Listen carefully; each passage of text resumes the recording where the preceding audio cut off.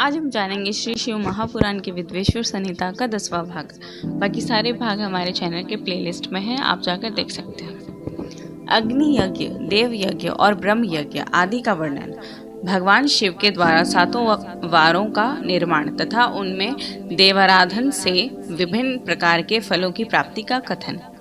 ऋषियों ने कहा, प्रभु, अग्नि यज्ञ, देव यज्ञ, ब्रह्म यज्ञ, गुरु पूजा तथा बृहस्पति का हमारे समक्ष क्रमशः वर्णन कीजिए।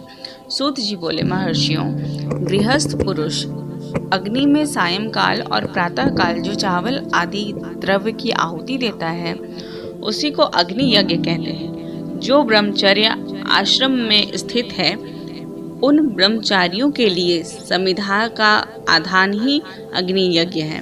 वे समिधा का ही अग्नि में हवन करें। ब्राह्मणों, ब्रह्मचर्य आश्रम में निवास करने वाले द्विजों का जब तक विवाह न हो जाए और वे उपासनाग्नि की प्रतिष्ठा न कर लें तब तक उनके लिए अग्नि में समिधा की आहुति, व्रत आदि का पालन तथा विशेष यजन आदि ही कर्तव्य है। यही उनके लिए अग्नि यज्ञ है।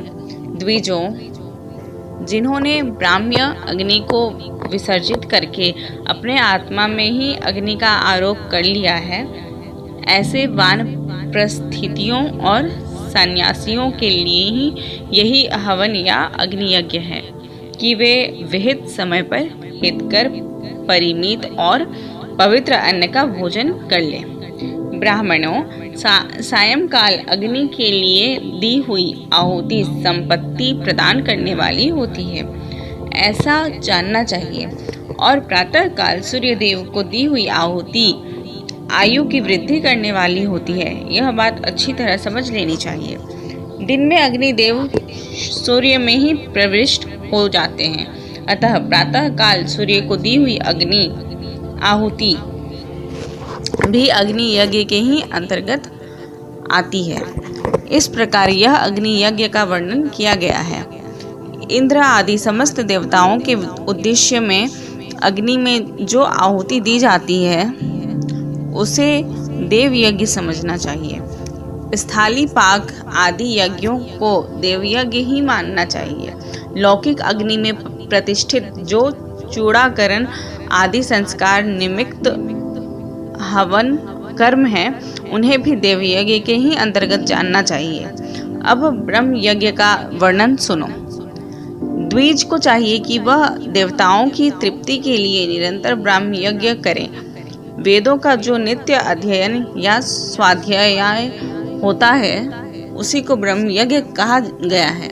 प्रातः नित्य कर्म के अंतर्गत सायंकाल तक ब्रह्म यज्ञ किया जा सकता है, उसके बाद रात में इसका विधान नहीं है। अग्नि के बिना देव यज्ञ कैसे संपन्न होता है, इसे तुम लोग श्रद्धा से और आदरपूर्वक सुनो। सृष्टि के आरंभ में सर्वज्ञ, दयालु और सर्वसमर्थ महादेव जी ने समस्त लोकों के उपकारक के लिए वीरों की कल्पना की। वे भगवान शिव संसार रूपी रोग को दूर करने के लिए वैद्य हैं, सबके ज्ञाता तथा समस्त औषधों के भी औषध हैं। उन भगवान ने पहले अपने वार की कल्पना की जो आरोग्य प्रदान करने वाला है। तत्पश्चात अपनी माया शक्ति का वार बनाया जो संपत्ति प्रदान करने वाला है। जन्म काल में दुर्गतिग्रस्त बालक की रक्षा के लिए उन्होंने कुमार के वार की कल्पना की। तत्पश्चात सर्वसमर्थ महादेव जी ने आलस्य और पाप की निवृत्ति तथा समस्त लोकों का हित करने की इच्छा से लोकरक्षक भगवान विष्णु वार किया।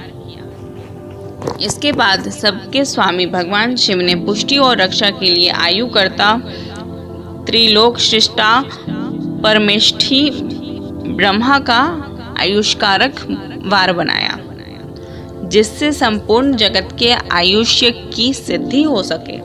इसके बाद तीनों लोकों की वृद्धि के लिए पहले पुण्य पाप की रचना हो जाने पर उनके करने वाले लोगों को शुभाशुभ फल देने के लिए भगवान शिव ने इंद्र और यम के वारों का निर्माण किया।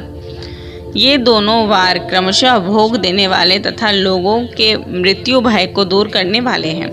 इसके बाद सूर्य आदि 7 ग्रहों को, जो अपने ही स्वरूप भूत तथा प्राणियों के लिए सुख दुख के सूचक हैं, भगवान शिव ने उपर्युक्त 7 वारों का स्वामी निश्चित किया।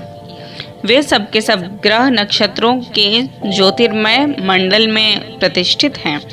शिव के वार या दिन के स्वामी सूर्य हैं। शक्ति संबंधी वार के स्वामी सोम हैं। कुमार संबंधी दिन के अधिपति मंगल हैं। विष्णु वार के स्वामी बुध हैं। ब्रह्मा जी के वार के अधिपति बृहस्पति हैं। इंद्र वार के स्वामी शुक्र और यम वार के स्वामी शनि हैं। अपने अपने वार में ही की हुई उन देवताओं की पूजा उनके अपने अपने फलों को देने वाली होती है। सूर्य आरोग्य के और चंद्रमा संपत्ति के दाता हैं। मंगल व्याधियों का निवारण करते हैं। बुध पुष्टि देते हैं। बृहस्पति आयु की वृद्धि करते हैं। शुक्र भोग देते हैं और शनि मृत्यु का निवारण करते हैं। ये 7 वारों के क्रमशः फल बताए गए हैं, जो उन देवताओं की प्रीति से प्राप्त होते हैं। अन्य देवताओं की भी पूजा का फल देने वाला भगवान शिव ही हैं। देवताओं की प्रसन्नता के लिए पूजा की 5 प्रकार की ही पद्धति बनाई गई। उन देवताओं के मंत्रों का जप यह पहला प्रकार है। उनके लिए होम करना दूसरा, दान करना तीसरा तथा तप करना चौथा प्रकार है। किसी वेदी पर, प्रतिमा में, अग्नि में अथवा ब्राह्मण के शरीर में आराध्य देवता की भावना करके 16 उपचारों से उनकी पूजा या आराधना करना 5वां प्रकार है।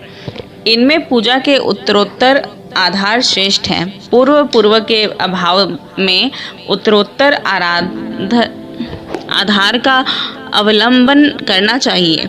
दोनों नेत्रों तथा मस्तक के रोग में और कुष्ठ रोग की शांति के लिए भगवान सूर्य की पूजा करके ब्राह्मणों को भोजन कराएं। तदनंतर 1 दिन, 1 मास, 1 वर्ष अथवा 3 वर्ष तक लगातार ऐसा साधन करना चाहिए। इससे यदि प्रबल प्रारब्ध का निर्माण हो जाए तो रोग एवं जरा आदि रोगों का नाश हो जाता है। इष्ट देव के नाम मंत्रों का जाप आदि साधनवार आदि के अनुसार फल देते हैं। रविवार को सूर्य देव के लिए, अन्य देवताओं के लिए तथा ब्राह्मणों के लिए विशिष्ट वस्तु अर्पित करें। यह साधन विशिष्ट फल देने वाला होता है तथा इसके द्वारा विशेष रूप से पापों की शांति होती है। सोमवार को विद्वान पुरुष संपत्ति की प्राप्ति के लिए लक्ष्मी आदि की पूजा करें तथा सपत्नीक ब्राह्मणों को घृत पक्व अन्न का भोजन कराएं। मंगलवार को रोगों की शांति के लिए काली आदि की पूजा करें तथा उड़द, मूंग और अरहर की दाल आदि से युक्त अन्न ब्राह्मणों को भोजन कराएं। बुधवार को विद्वान पुरुष अधियुक्त अन्न से भगवान विष्णु का पूजन करें। ऐसा करने से सदा पुत्र, मित्र और कलत्र आदि की पुष्टि होती है। जो दीर्घायु होने की इच्छा रखता है वह गुरुवार को देवताओं की पुष्टि के लिए वस्त्र, यज्ञोपवीत तथा घृत मिश्रित खीर से यजन पूजन करें। भोगों की प्राप्ति के लिए शुक्रवार को एकाग्रचित होकर देवताओं का पूजन करें और ब्राह्मणों की तृप्ति के लिए षड्रस युक्त अन्न दें। इसी प्रकार स्त्रियों की प्रसन्नता के लिए सुंदर वस्त्र आदि का विधान करें। शनिचर अपमृत्यु का निवारण करने वाला है। उस दिन बुद्धिमान पुरुष रुद्र आदि की पूजा करें। तिल के होम से, दान से देवताओं को संतुष्ट करके ब्राह्मणों को तिल मिश्रित अन्न भोजन कराएं। जो इस तरह देवताओं की पूजा करेगा वह आरोग्य आदि फल का भागी होगा। देवताओं के नित्य पूजन, विशेष पूजन, स्नान, दान, जप, होम तथा ब्राह्मण तर्पण आदि में एवं रवि आदि वारों में विशेष तिथि और नक्षत्रों का योग प्राप्त होने पर विभिन्न देवताओं के पूजन में सर्वज्ञ जगदीश्वर भगवान शिव ही उन देवताओं के रूप में पूजित हों। सब लोगों को आरोग्य आदि फल प्रदान करते हैं। देश काल, पवित्र पात्र, द्रव्य, श्रद्धा और लोक के अनुसार उनके तारतम्य क्रम का ध्यान रखते हुए महादेव जी आराधना करने वाले लोगों को आरोग्य आदि फल देते हैं। शुभ मांगलिक कर्म के आरंभ में और अशुभ मतलब अंत्येष्टि आदि कर्म के अंत में तथा जन्म नक्षत्रों के आने पर गृहस्थ पुरुष अपने घर में आरोग्य आदि की समृद्धि के लिए सूर्य आदि ग्रहों का पूजन करे। इससे सिद्ध है कि देवताओं का यजन संपूर्ण अभिष्ट वस्तुओं को देने वाला है। ब्राह्मणों को देव यजन कर्म वैदिक मंत्र के साथ होना चाहिए। यहाँ ब्राह्मण शब्द क्षत्रिय और वैश्य का भी उपलक्षण है। शूद्र आदि दूसरों का देवयज्ञ तांत्रिक विधि से होना चाहिए। शुभ फल की इच्छा रखने वाले मनुष्यों को सातों ही दिन अपनी शक्ति के अनुसार सदा देव पूजन करना चाहिए। निर्धन मनुष्य तपस्या, व्रत आदि के कष्ट सहन द्वारा और धनी धन के द्वारा देवताओं की आराधना करें। वह बार बार श्रद्धा पूर्वक इस तरह के धर्म का अनुष्ठान करता है और बारंबार पुण्य लोकों में नाना प्रकार के फल भोगकर पुनः इस पृथ्वी पर जन्म ग्रहण करता है। धनवान पुरुष सदा भोग सिद्धि के लिए मार्ग में वृक्षादि लगाकर लोगों के लिए छाया की व्यवस्था करें। जलाशय, कुआं, बावली और पोखरे बनवाएं। वेद शास्त्रों की प्रतिष्ठा के लिए पाठशाला का निर्माण करें तथा अन्यान्य प्रकार से भी धर्म का संग्रह करता है। धनी को यह सब कार्य सदा ही करते रहना चाहिए। समयानुसार पुण्य कर्मों के परिपाक से अंतःकरण शुद्ध होने पर ज्ञान की सिद्धि हो जाती है। द्विजों, जो इस अध्याय को सुनता, पढ़ता अथवा सुनने की व्यवस्था करता है उसे देव यज्ञ का फल प्राप्त होता है। तो यहाँ पे हमारा 10वां भाग कंप्लीट होता है। धन्यवाद।